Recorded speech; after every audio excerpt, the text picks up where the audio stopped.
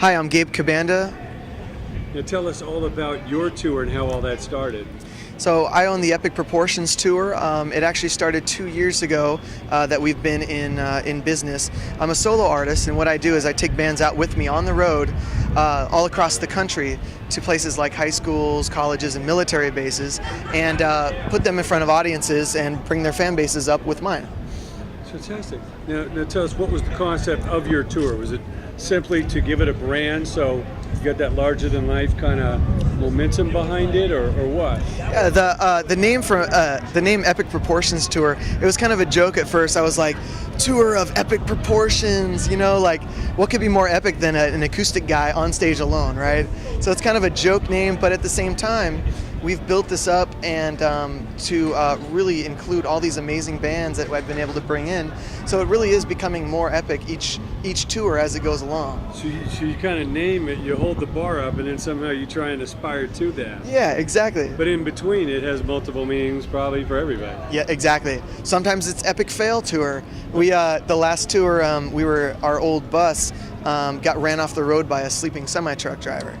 And so he hit our bus on the I-5 near Bakersfield, flipped our bus off the road. Everyone survived. We had 2 bands and myself, but all the gear and everything was destroyed. So even the driver didn't see it coming, he just swerved, or? Yeah, the driver actually, the semi-truck driver, I think, fell asleep, gunned it, and rammed us from behind and flipped us off the road.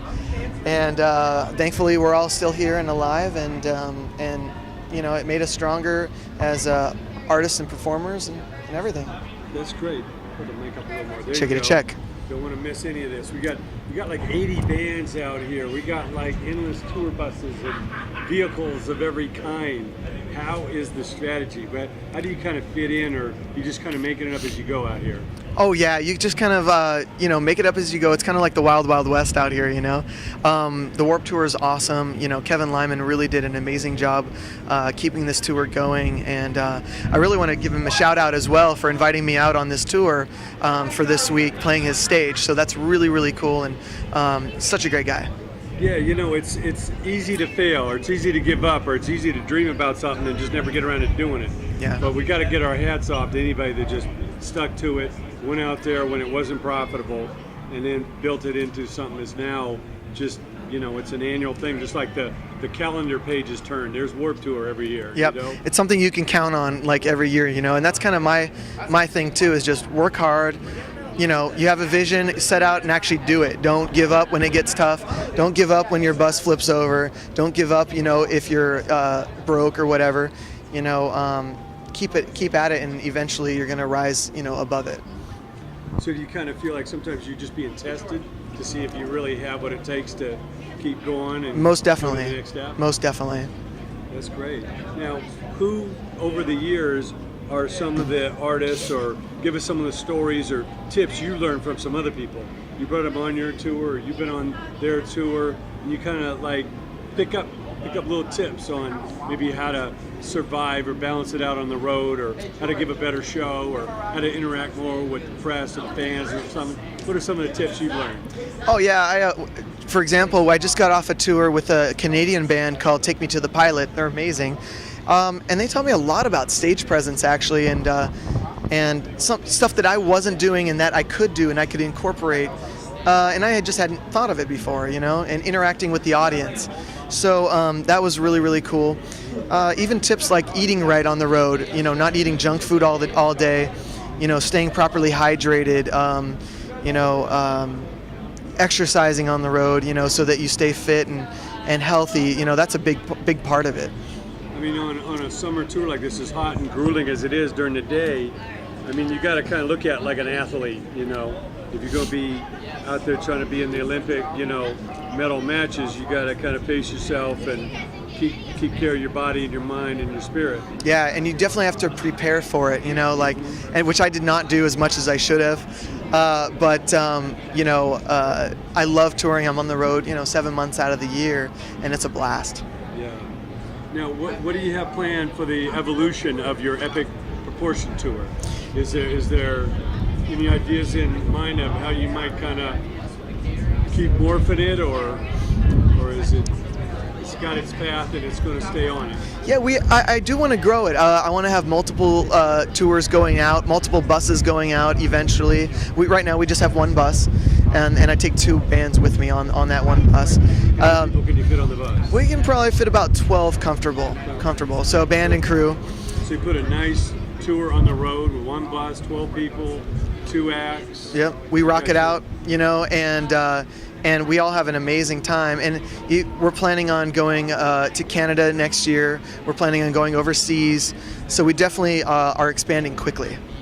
So that's 3 acts in total, you plus 2? Yeah. Okay. I usually am the middle anchor guy, so I'll do my solo acoustic set, and I'll have 2 bands co-headlining where they switch each night. So that they are, the headliner each night changes. Okay, great. Now, obviously, like I say, a lot of people dream about going on a tour. But once you get out there, like I say, it's kind of an eye-opener, especially out here on the Warped Tour, What were some of the first aha moments where you just stepped out and you're like, wow, we better learn how to deal with this? Oh, yeah. This morning we woke up to the entire backlot filled with awesome tour buses, and you're just like, oh man, I want that bus, I want that bus, I want that bus, learning how to navigate back here and getting all your passes and getting all your credentials ironed out is kind of a chore, but I have people helping me out for that and stuff, so it makes it a little easier. So it's a little bit kind of like a military operation behind the scenes with all the departments and forms and. It is. It's very grueling. You got to have your credentials. You got to have everything in order, and have everything set up beforehand, so that when you get here, it's not as crazy, and it's one less thing to worry about. Well, you're like the ultimate do-it-yourself that just said, "Hey, I'm going to create a tour, make it happen." Yeah. What advice you give to that young entrepreneur right now who's watching you, saying, "I'm going to do that. I want to start a tour of my own"? What advice would you give to them? I would say start it, do it, and don't stop when it gets tough. Start out with a van and a trailer. Start out with a minivan. Who cares? Do something unique and do something new that's going to capture people's attention. Don't try to be like everyone else. Stand out from the crowd. Fight for what you believe in, and write good songs. Yeah. Well, let's get into that a little bit. I mean, songs. I mean, when all is told and done, you could be out here on a Warped Tour or any tour for 10 or 20 years, but the one thing that usually lives beyond you are your songs. So any advice to the young songwriters? I know you always learn by playing other people's songs, but to create your own sound and your own style, obviously you got to push the envelope and take some risks. What are some of the advice you give to people to really not just fit in with the flow, but kind of find their own path? Definitely. For songwriting,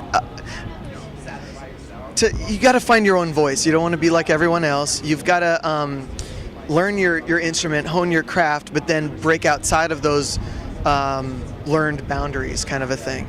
So for me, songwriting, I might write a song with some simple chords, A, B, C, D, whatever, and but then change the voicings up, make rhythmic changes.